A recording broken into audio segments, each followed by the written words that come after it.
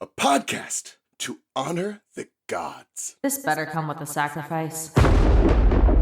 Deus Ex Media.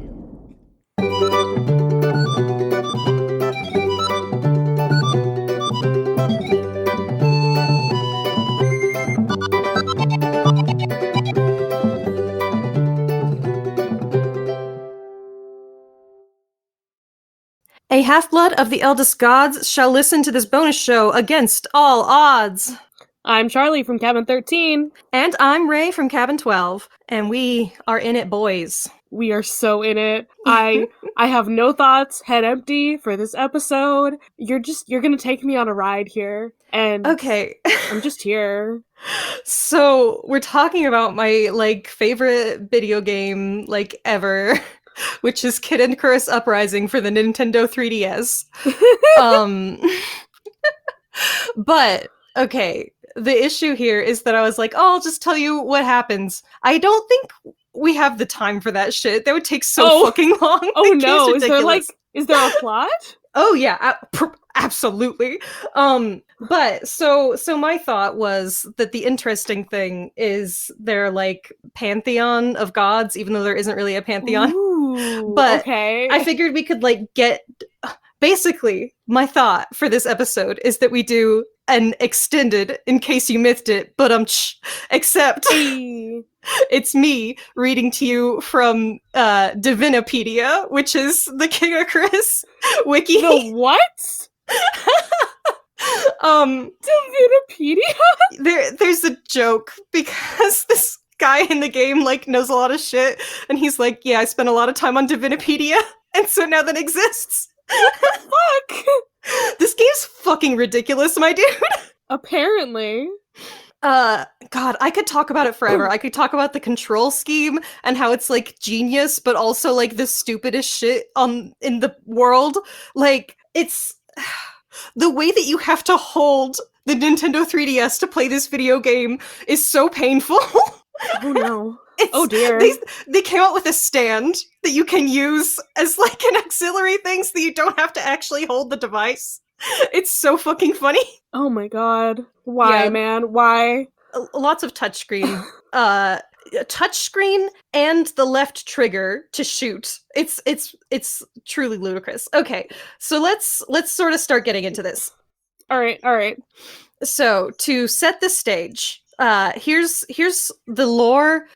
Kind of starting with the original Kid Icarus game, which is we have Angel Land, which is ruled by the goddess Palutena, who is the goddess of light, and the goddess Medusa, who is the goddess of darkness. What? Yeah. So Palutena loves humans and wants to help them with their stuff, and Medusa hates them all and likes to destroy their crops and turn them to stone. That's her vibe. I'm sorry, that's Athena and Medusa, right? Palutena, that's Pallas, that's Athena. Probably? I don't know. Where I don't know why it has to do with crops, but sure. So goddess of light, I don't know. She has green hair, pretty white dress. She lives in a palace in the sky. I don't know where they got this name from or what her deal is, but I mean, I don't know. My brain is just oh, well, if Medusa's the evil one and the nice one is her name almost sounds like Pallas. I see where that actually makes a lot of sense. And she's not a warrior goddess. She is the goddess of light, and that's specifically her thing. But she does have an army, the army of light, that protects humanity, and that's her whole deal. Yeah. So it sounds like it sounds like how an anime would interpret a Greek mythology thing and be I'm just gonna go off. That's literally what it is. This is exactly. A very Japanese interpretation that is then translated back into English, so all of the names are fucked up and weird. You're gonna be pretty excited by some of these, I'm sure. You're gonna hate some of these. Oh boy! So, Palutena is pissed that Medusa is being such a piece of shit, and she turns her into a one-eyed Gorgon and banishes her to the underworld. So she's a Cyclops now, okay. Yeah. She has snake hair and like one huge eye, and that's like her whole face. She's Mike Wazowski. Yes. But with snake hair. No, wait. She's the daughter. love child Oh my God. of Mike Wazowski and Celia. Holy shit. We did it, folks. We did it. We've done it. Actually, doesn't Celia also have one eye? I don't remember. Maybe. Am I remembering this wrong? Wait. That's This I need to double check. Monsters Inc. Yeah, she does. It's just Celia. Yeah, it's Celia. Also, in Uprising, Medusa's so fucking sexy. She's voiced by Cree Summers. Yo, sexy voice.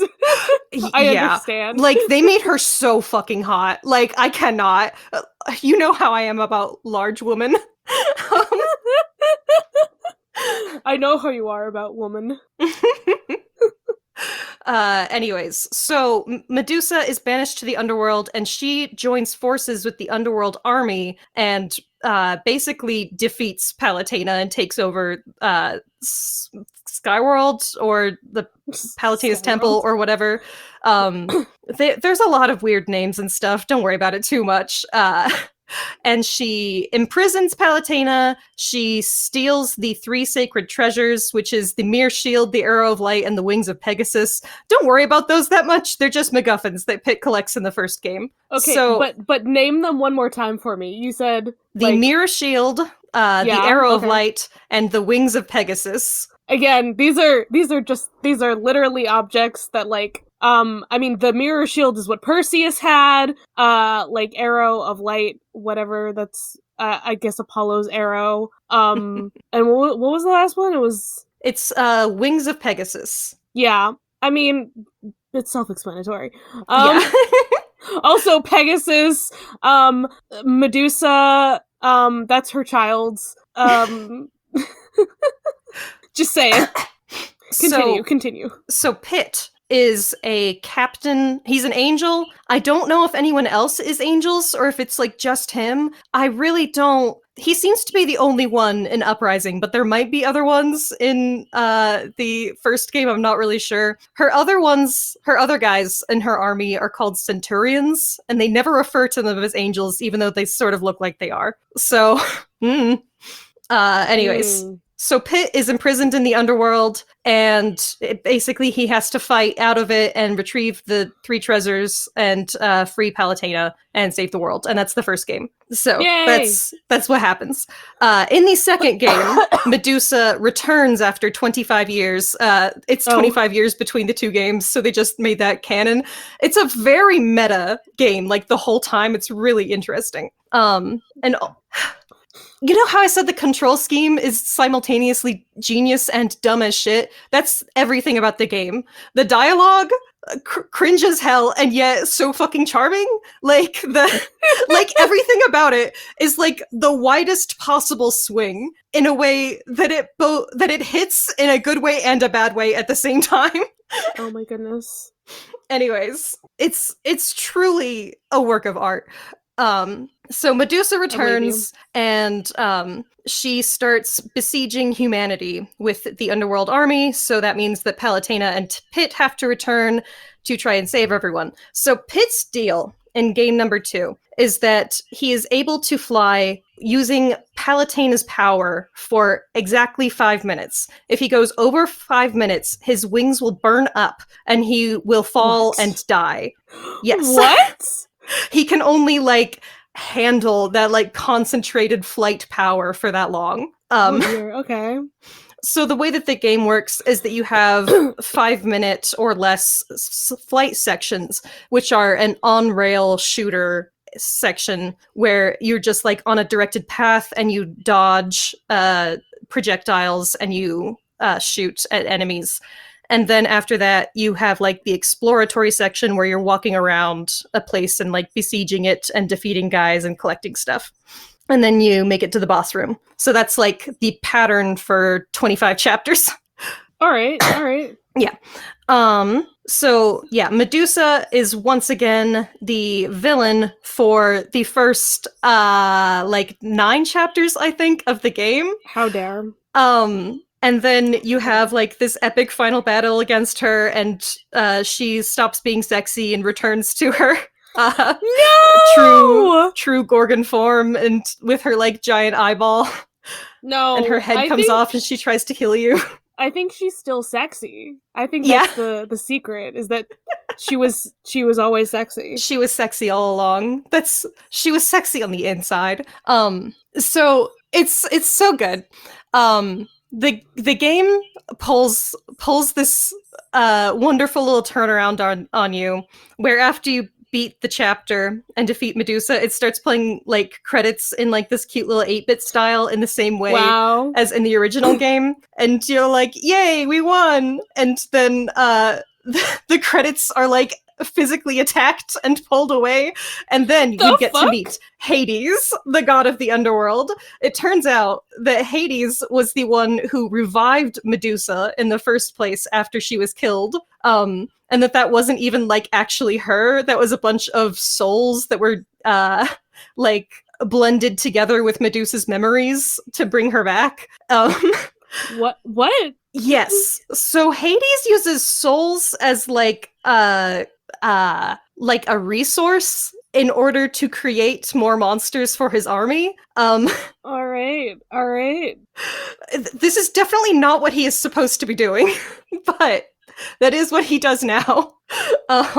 Is he at least like a goth king? He's super we like fucking his gay design? and flamboyant. It's hilarious of him. So his you're hair is saying on it's fire. You're Like, saying it's Disney's Hades, literally. It's very clearly inspired by Disney's Hades. Good. But he has different vibes, but yes. So yeah, he doesn't show up until he like pulls this little gotcha on you. So and then he becomes the major villain of the game. I'm trying to think of like if there's anything like particularly interesting about him, but I mean, it's Hades. It's not that different from real mythology, except for that he is not at all personality-wise like Greek mythology Hades. I was gonna say, it sounds like he's not really Greek mythology Hades, because once again, he's like pop culture Hades. Oh, it's the devil, but Greek. That's it. Right. That's it. He's very friendly.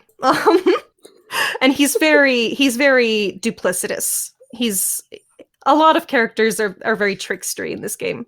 So, the Underworld Army, one of their generals is Pandora. Who is, I believe, the goddess of chaos or like deceit.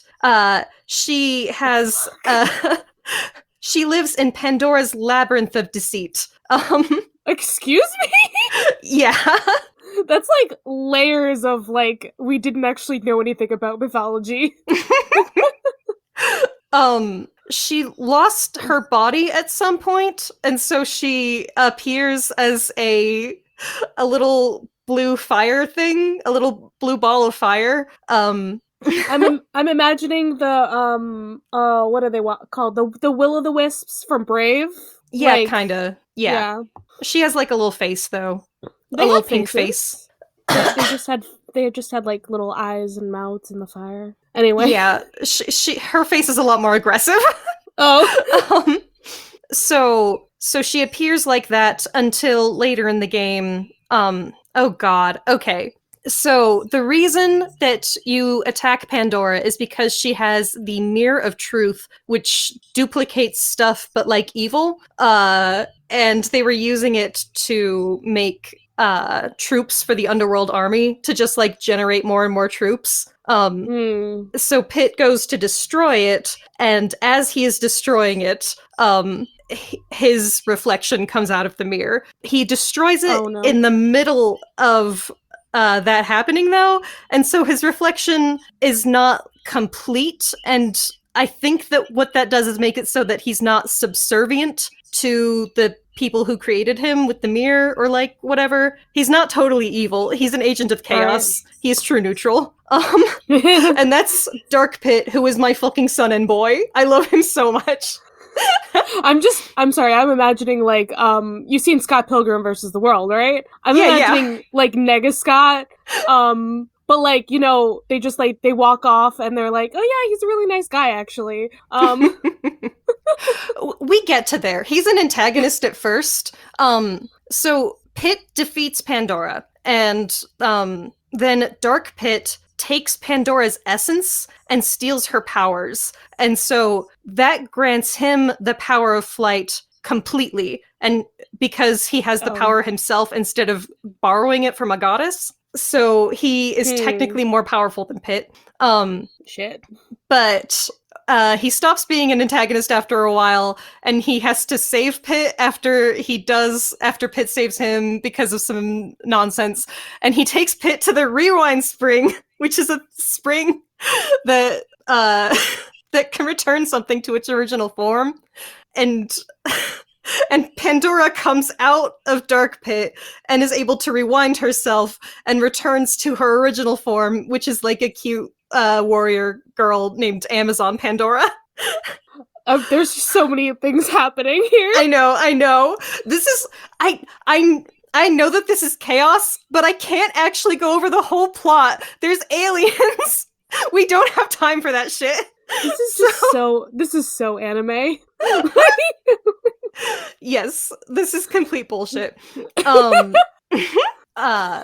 Another underworld guy is Thanatos, the god of death. You know, amazing. He's here. He's like a green shapeshifter. Okay, but tell me, does he have an undercut? No, he doesn't have any hair. He's a weird, fucked up little guy. How fucking dare? I've seen this meme where it's like, you know, what is it about media that's like Thanatos has an undercut? And it's like, it's Hades and Floor Olympus both have Thanatos with an undercut. Anyway, that's Charlie's thoughts. Continue. That's because undercuts are hot. True. So yeah, their Thanatos is a mischievous shapeshifter. Why not? He's got kind of a genie look. I'm so lost. Yeah. He's very flamboyant, like he has like the gay lisp, like, and everything. Oh. I don't know how to feel about that. Yeah, he's a weird little guy. We also have the three-headed Hewdraw. The what?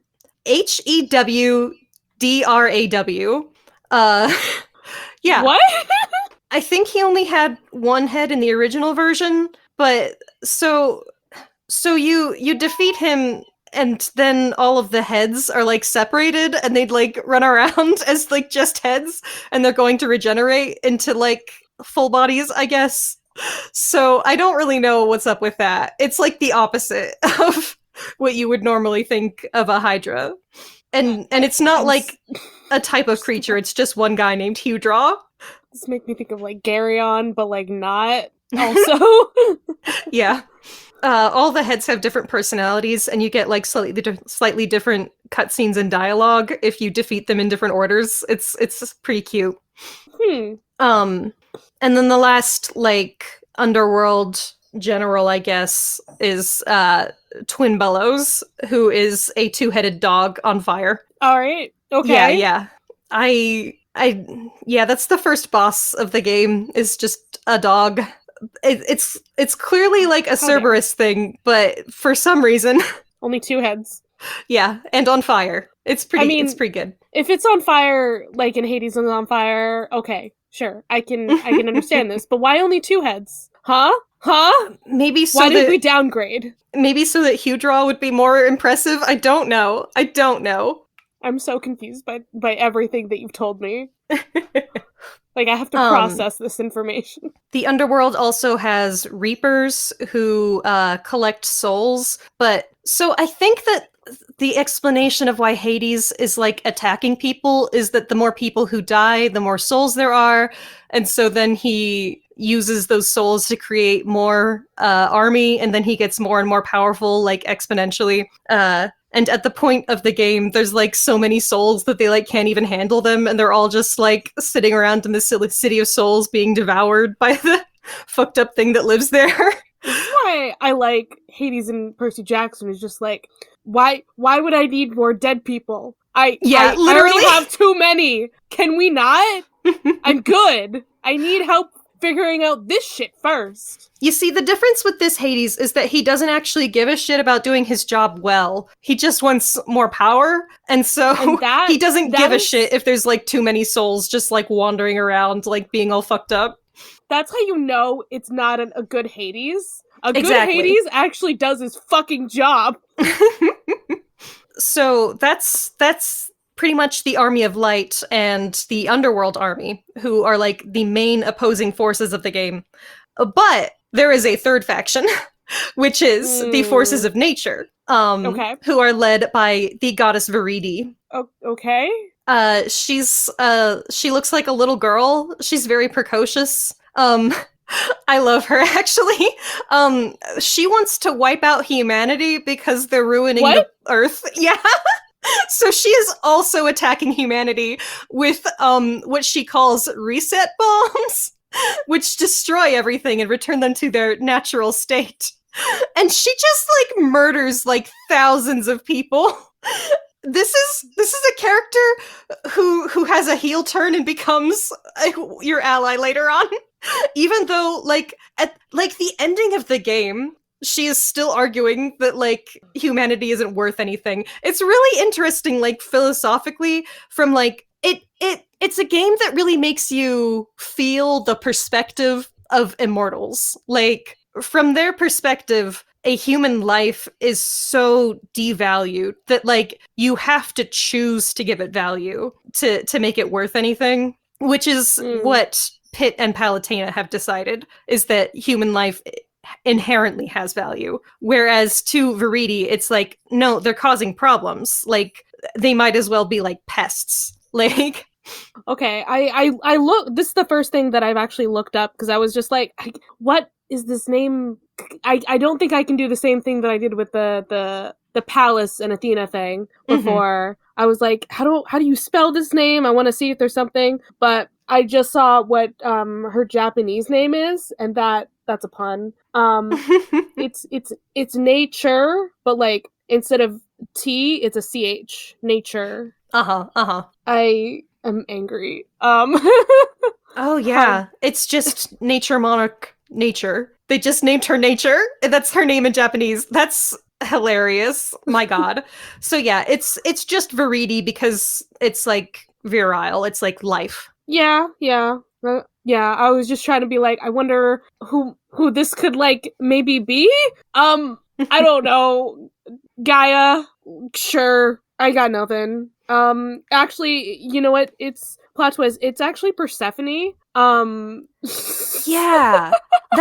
It's not, I feel like Persephone is like the closest analog, but it feels more like they went with Mother Nature as a thing and then gave it like a spin and made her like childish. Yeah. I mean, my brain is just like, well, you got some nature shit, you got some death shit, and also like a small girl, Persephone. That's what you get. Basically, yeah. So Viridi's generals, she has Phosphora, who is a lightning person. So you said like Phosphora? Yes. Okay. With a PH. 2 PHs. Yeah. Okay.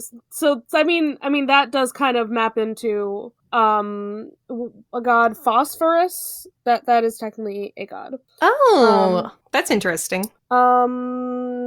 Let me double check my sources. Thank you, Wikipedia. Please work faster. So that's Lucifer.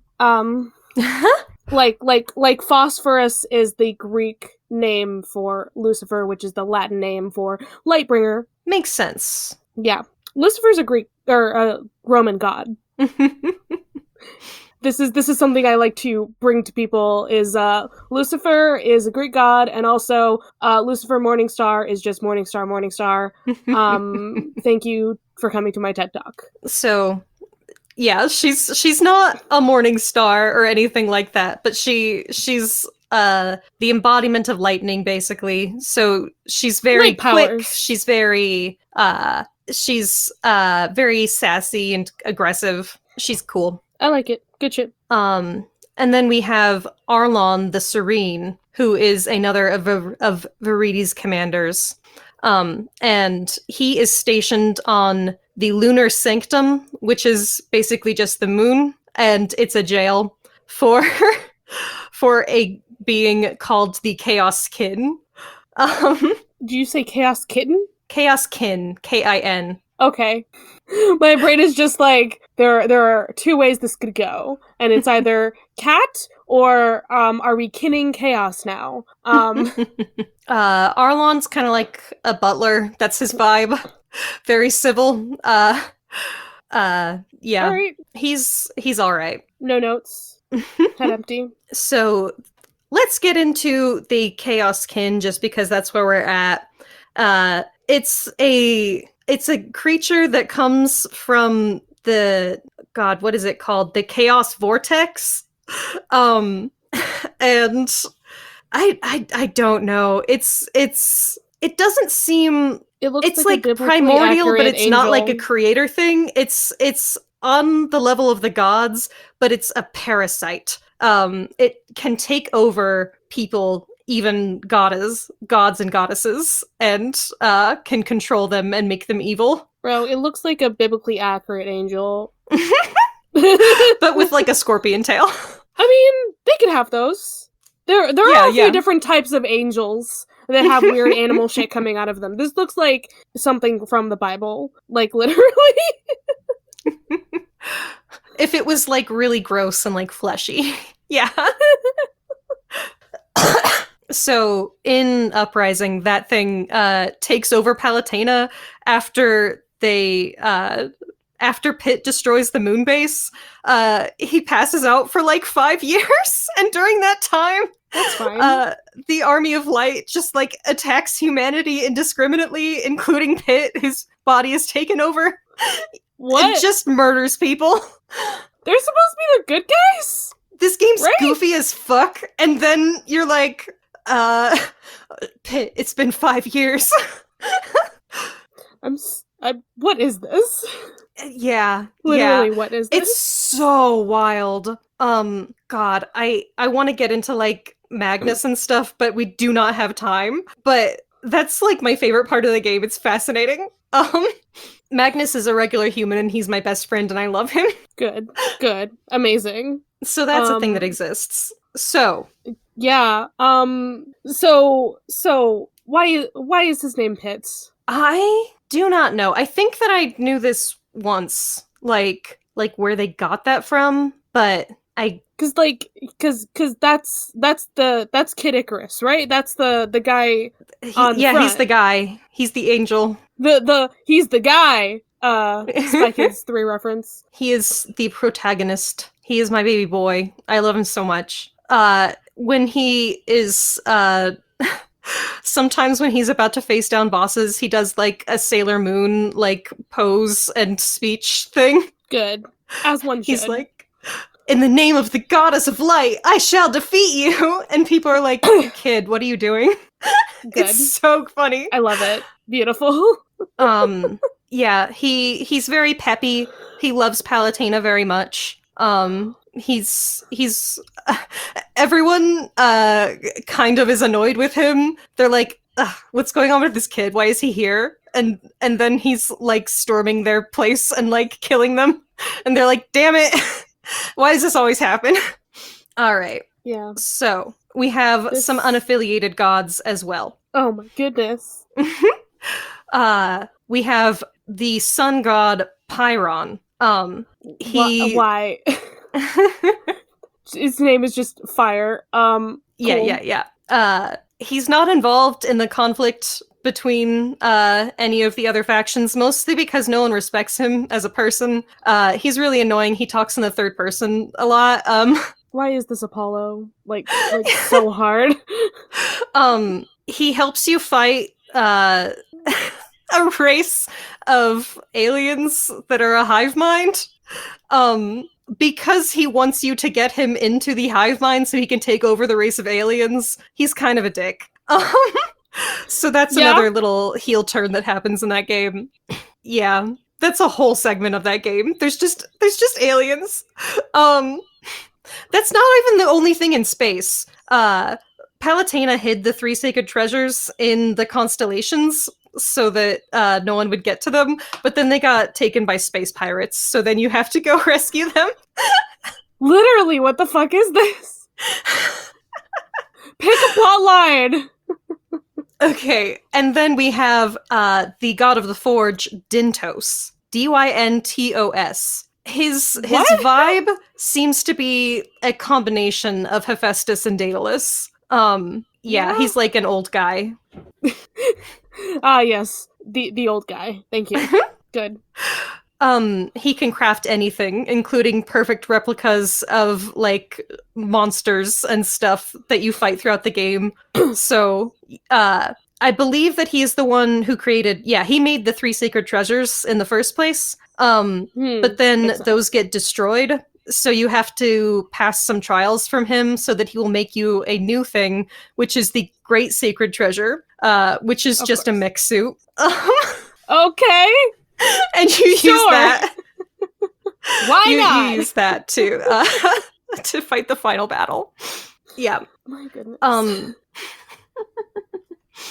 Who else was I wanted to talk about? Oh, I guess I can't find him because he doesn't have a name. There's a guy who I don't know. I guess he's just the lightning chariot thing. I had his page open and now I cannot find it because he doesn't have a name. Well, I guess he's the... Why does Googling have to take so long? Okay, his name is just the Chariot Master. And he's a guy who is like an eternal warrior. He looks like a blue ghosty thing. I guess that's just what happens when you're around for too long, kind of like Pandora, but he has a more like physical form. So the Chariot Master is a legendary and powerful warrior who I think he's like forgotten the rest of his life. He's been around for so long, but he just wants worthy opponents, and you have to fight him in a race to get the lightning chariot, and then he dies. So I mean, I wanna map him onto mythological characters, but I'm also like, I feel like they didn't care enough to actually try. But like, also, I think he's Pelops. That's my hot take. Good. The guy who I believe invented like chariot racing in mythology made it cool at least. Yeah, that's Tantalus's son also. Gotcha. Fascinating. Hence why Tantalus was so obsessed with freaking chariot racing in the Sea of Monsters book. Wow! It all comes together. Yeah. Even though he fucking killed his own son. So like, bro, you cared about your son's one accomplishment, and yet you hated your son? Really just the absolute worst, dude. Yeah, correct. Continue on, my dude. What else do we have in this space? That's basically it for the... There's a lot of other mythology, like, adjacent stuff. There's a phoenix, what is it? It guards the wish seed, which is a seed that will grant one wish to whoever gets it. And then there's like armies fighting wars over it, but it turns out that it was actually a trick the whole time. So that's what the phoenix does. Okay. Okay. Yeah. Hades tricks people into fighting wars so that more people will die so that he'll be able to increase his army more. That happens a few times. So that he can fight more wars. Exactly. I think it's a cycle. Going, dude. It's like capitalism. We have to have growth constantly. Hate it. That's not actually Hades. I think Hades is anti-capitalist because he's like, I have too many citizens. Help me. Just chill. If you want real capitalist Hades, then we gotta listen to fucking Hades Town sometime. You know what? That's from like the aesthetics and like the little that I've heard about it. That sounds correct to me. That he'd be a capitalist. Hades Town is about how capitalism corrupts men. Wow. Thanks. I don't need it, but also I feel like I do. So bro, is that all you have for me today? Can we be released from this mortal coil? This is just like so fucking anime, and I'm losing my shit. I'm like trying to wrap my brain around what is this plot? Maybe we'll go into the plot some other time. How long did that actually take? I think that was maybe a half hour. We'll see what happens when I edit it down. All right. I just didn't want it to take fucking forever because this shit gets so wild, as you've probably realized. But now I'm like, I don't even know how we would get it more into it. But yeah, that's basically our pantheon that we're dealing with. You could look at my beautiful Hades game PowerPoint and like get inspiration from that on like how to like, you know, explain this to me. Oh, you know, I've taken inspiration from your beautiful PowerPoint. Most of what I did was actually just like the designing of the PowerPoint. My other friend Raye, aka Blake, is the one who like wrote most of the text. Oh, so nice. But yeah, I'm trying to see if there's any other like interesting like in mythology inspired characters, but not really. That's all that I really wanted to do, was to talk about the gods and kind of see where they were taking inspiration from. But yeah, it feels anticlimactic now that we're here. Well, we did it, and I feel like my greatest achievement was being like, yeah, you know, the good goddess, that's probably supposed to be Athena. Yeah, you're totally right.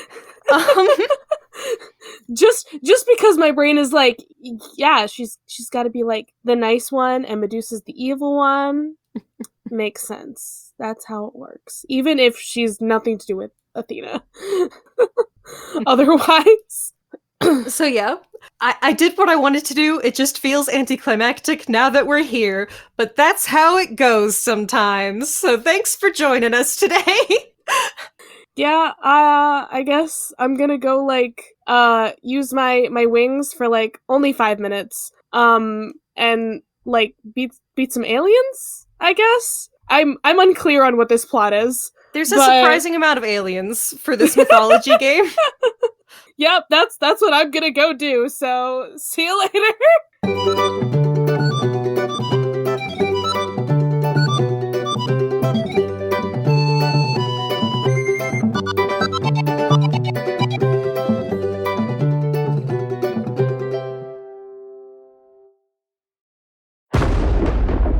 Dave X Media.